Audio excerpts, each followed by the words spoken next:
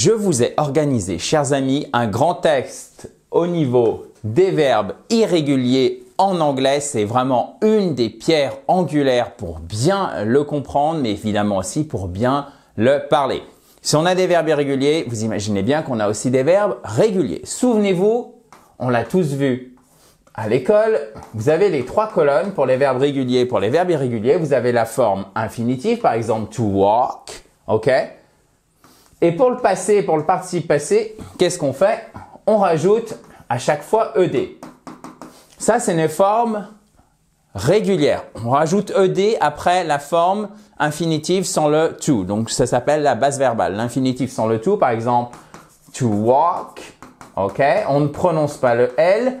On enlève le to, ça nous donne la base verbale. On n'a plus notre to, alright? On rajoute le ed et ça nous fait walked, walked, et ça nous donne notre forme passée et notre verbe et notre participe passé.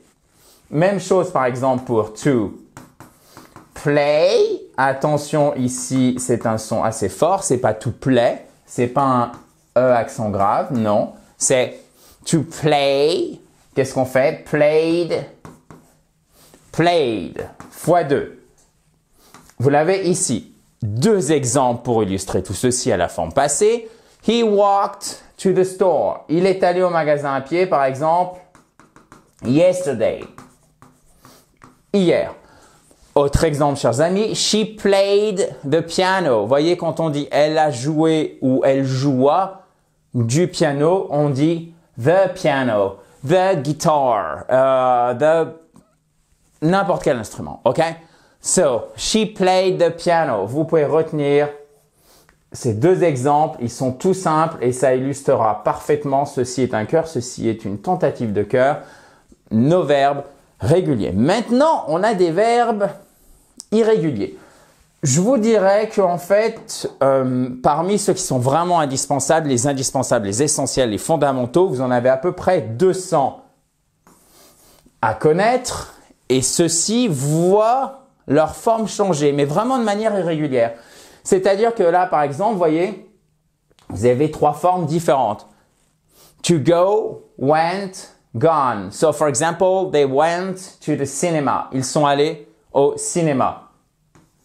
Et là, vous mettez votre accentuation sur la première syllabe. They went to the cinema. All right? Vous en avez d'autres aussi dont la forme est modifiée, mais un petit peu moins. Vous voyez, to see, saw, seen. Donc, il faut l'apprendre avec des exemples et ça vient petit à petit.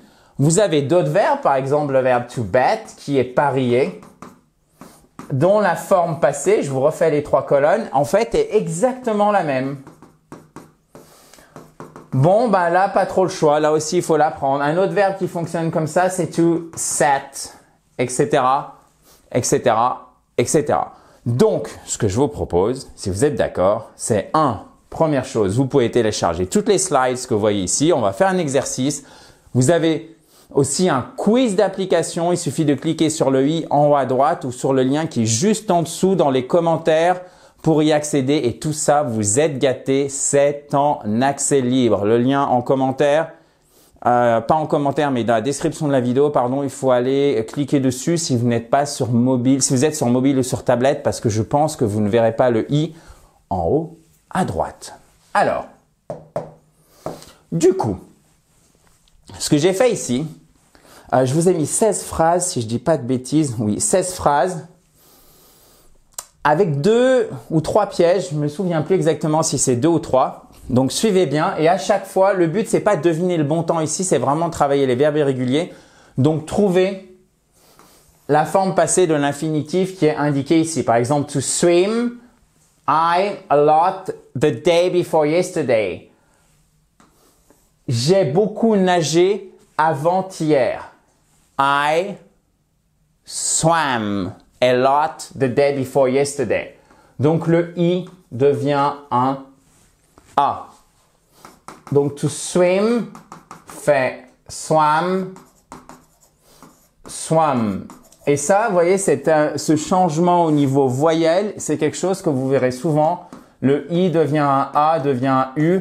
Vous avez un certain nombre de verbes irréguliers en anglais qui fonctionnent exactement de cette façon. Oh, bah tiens, ça tombe bien. She a beautiful song last night. She, je vois que vous suivez, parfait. Je laisse réfléchir tout le monde. Est-ce que c'est bon? 1, 2, 3. She sang. Là, on a le même changement au niveau voyelle. To sing, sang, sung. Donc ça, c'est votre forme au participe passé. Exactement. Maintenant, to win. Alors là, attention, c'est un changement de voyelle, mais c'est pas le même. We won the championship for the first time in the last century. Well done. Congratulations to you. Bravo. We won the championship in the last century. Et ça fait won aussi au participe passé. Alors, maintenant, to write. Attention. Excusez-moi. J'ai un chat dans la gorge. To write. C'est l'émotion des verbes irréguliers. Ou pas. An exciting novel about space travel a few years ago. He wrote. Exactement. Alors, on n'entend que ça. He wrote, mais on met bien le W. D'accord? Parce qu'en fait, to write, ça se prononce exactement comme right, qui signifie vrai, juste, etc. D'accord? Donc, to write, wrote, et évidemment, le participe passé, c'est written. Et d'ailleurs, vous verrez que ces participes passés sont utilisés aussi en tant qu'adjectif. On le fait en français. Par exemple, je suis fatigué. C'est le participe passé du verbe fatigué, ER, qu'on utilise comme adjectif. Et vous pourrez avoir, par exemple, en adjectif composé, well written, bien écrit, et well written novel. Alright? Parfait. On allait un petit peu plus loin que ce que je pensais faire, mais c'est parfait. Retenez bien cette histoire d'adjectif parce que vous allez le voir très souvent. So now, I want you to tell me what is the past form of the verb to buy. So, listen up. They a vintage car at an auction last weekend. They. Alors, comment on le prononce? Je vais l'écrire. C'est la même forme au participe passé. Yes, they bought. C'est comme ça en phonétique. Donc, vous avez votre B, vous avez votre voyelle longue et vous avez votre T. Et ça, c'est pas un A long, c'est pas bat, c'est bought. C'est entre le A et le O, mais c'est un petit peu plus près que le A, pour faire simple. They bought, what? A vintage car at an auction last weekend. Ok, very nice. Jusqu'ici, on s'en sort bien. Qu'est-ce que vous en pensez? Oui, oui. Je vois quelques mots dubitatifs, mais certains ont un grand sourire. Donc, on va considérer qu'on peut passer aux prochaines phrases. She, the solution to the problem yesterday. She what? She knew est la même chose. Voyez bien qu'on dit pas to know, donc on dit pas knew, on dit knew. She knew the solution to the problem immediately yesterday. All right. Et ça fait known. Et quelqu'un qui est connu, c'est quelqu'un qui est known. OK? Quelqu'un qui est famous, c'est quelqu'un qui est célèbre. Donc, on pourrait l'écrire un peu comme ça. All right? Known, c'est a little less than famous. Anyway, let's go back to our verbs. To fly. We to New York for our anniversary last year. Alright? Donc last year, c'est pour ça, vous voyez qu'à chaque fois, j'ai bien pris soin de vous mettre des locutions adverbiales ou des adverbes directement. Vous voyez bien que c'est à chaque fois, ça peut être qu'une forme. Passé, last night, the day before, yesterday. Yes? Donc du coup, j'attends votre réponse pour celle-ci.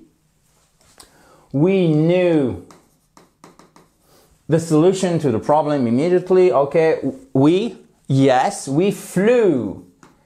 Exactement. Donc là, on a le même changement. La voyelle devient un E, ok? We flew to New York. Very nice. Now, to shut. Quand je vous dis sh, et vous connaissez ce verbe. Attendez, un petit instant, voilà. Si je vous dis ça, alors je vais pas vous le dire parce que je le pense pas. Shut up. En gros, ça veut dire ferme ta bouche en un peu plus fort. À ne pas utiliser. À moins d'être sûr de vouloir l'utiliser. Mais ça a vos risques et périls. Parce que c'est super vulgaire, c'est super dur. C'est impératif au possible. So et shut. Exactement, on peut pas dire shutted. C'est un verbe qui a exactement la même forme dans les trois colonnes. Donc, infinitif, base verbale, forme passée, participe passé, c'est shut, shut, shut. So, he shut all the windows before the storm last evening.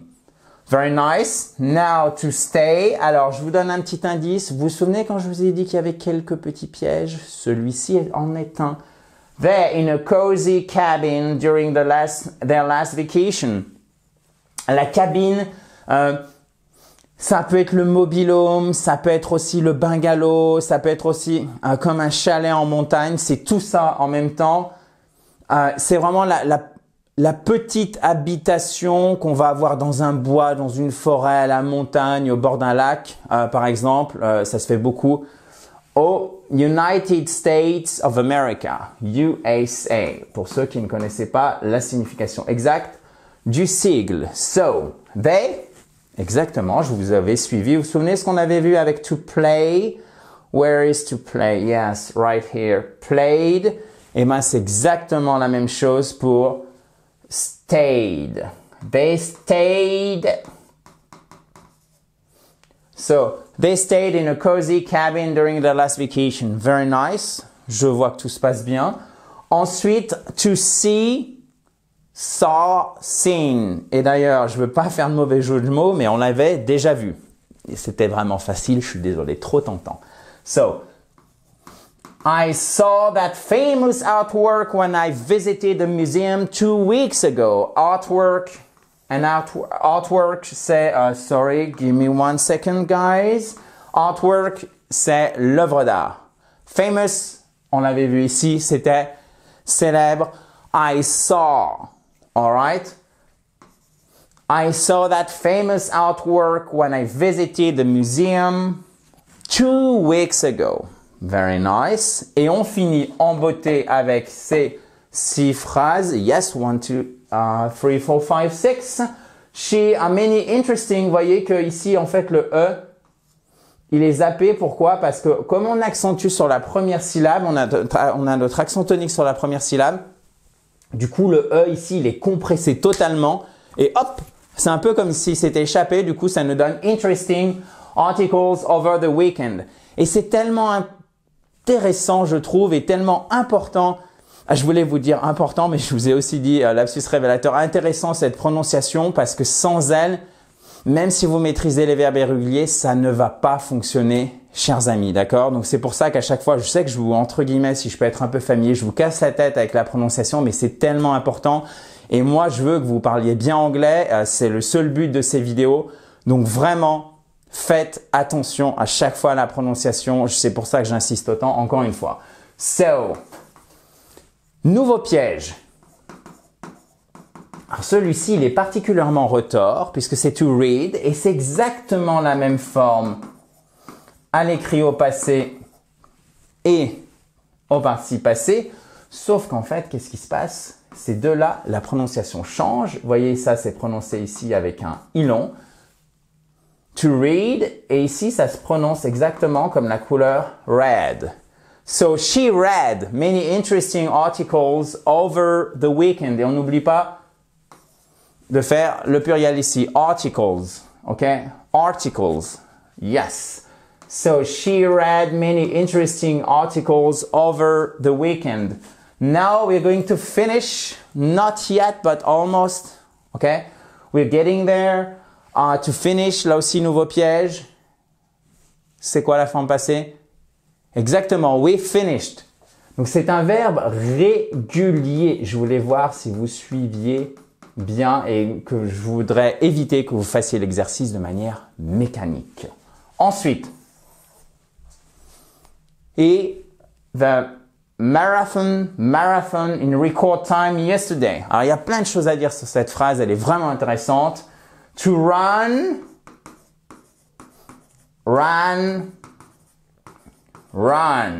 Yes, on revient à la forme de base pour le participe passé. So, he ran the marathon in record time yesterday. Attention. Record, c'est le record, comme vous le voyez ici. In record time. Vous avez aussi record. Donc là, qu'est-ce qui se passe? Vous avez l'accentuation sur la première syllabe et là, ça se prononce comme un « est ». Record, c'est l'enregistrement. OK? Donc, record, c'est le record. Record, c'est l'enregistrement. Et to record, ça veut dire enregistrer et ça se prononce exactement comme le mot record que vous avez ici. OK? So, a record, a record, a record, to record. Un record, l'enregistrement, enregistré. Maintenant, regardez celui-ci. Vous avez l'accentuation sur la première syllabe qui se compose de ces trois phrases. Vous voyez ici, puisque vous avez un point qui délimite en fait la première syllabe. Mare et fun. Marathon. Marathon. All right? So, he ran the marathon in record time yesterday. Et il n'y a pas que le verbe irrégulier. Exactement. Maintenant, celui-ci, vous devez absolument le connaître. Donc, je vais mettre un énorme, ou en tout cas, je vais essayer, un énorme cœur, voilà, magnifique. They had, exactement. Ça serait la même forme au participe passé. Ça serait had. They had. They had wonderful moments together for 2 years. Je voyais plus le pluriel, donc j'étais perturbé par l'absence d'article. They had wonderful moments together for 2 years. They had. On fait bien notre H ici. Et pour finir ces deux phrases, vous vous souvenez de celle-ci? Et de celle-ci, on va voir si vous avez bien retenu. Et non, ça sert à rien de regarder en haut. C'était sur l'écran précédent. Je sais que vous pouvez revenir, mais jouez le jeu. We flew to New York exactly for our anniversary. Anniversary, on a bien l'accentuation ici. And he shut the windows yesterday before the storm or something like this. No, he shut all the windows before the storm last evening. Perfect. Bon, si vous avez la moindre question, vous n'hésitez surtout pas, chers amis. Je suis là pour vous aider. Vous mettez tout ceci dans un commentaire juste en dessous. Si vous ne l'avez pas fait, vous pouvez télécharger toutes les slides qui sont ici, mais aussi faire le quiz d'application en cliquant sur le i en haut à droite ou sur le lien qui est juste en dessous, pas en commentaire, pardon, je vais y arriver dans la description de la vidéo. Notamment si vous êtes sur mobile ou sur tablette, vous n'avez pas le i en haut à droite. À très vite. In a joyful atmosphere, dans la joie et la bonne humeur. Bye bye!